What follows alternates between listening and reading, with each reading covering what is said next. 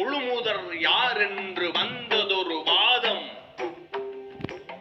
முழுமுதற் தெய்வமாய் முக்கண்ணன் தோன்றியே நெருப்பினில் தூணாக நின்றதோ கோலம்.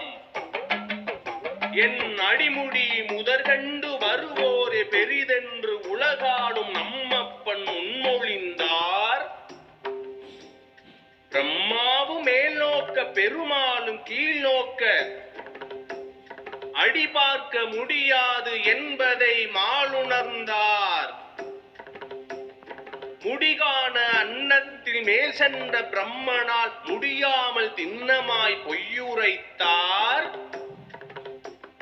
முடியாமல் திண்ணமாய் பொய்யுரைத்தார். மெய்யான ஆதியை பொய்யான பேர்களா உணர முடியாது என்பதை சிவன் உரைத்தார். அப்பஞ்சோதியாய் தோன்றி மெய்யுரைத்தார். ஆதி ஜோதியாய் தோன்றியே மெய்யுரைத்தார்.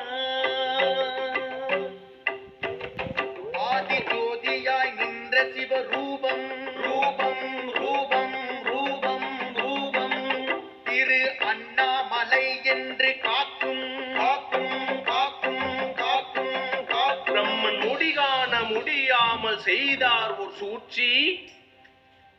நான் முகனுக்கு தாளம்பு சொன்னாலே சாட்சி பொய் சாட்சி.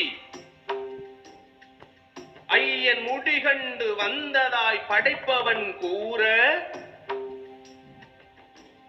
பொய்கண்டு சினம் கொண்டு சிவன் சாபம் போட நாகங்கள் குடிகொள்ளும் தாளம்பூவாகவே போ உயிர்கள் வணங்கவே போ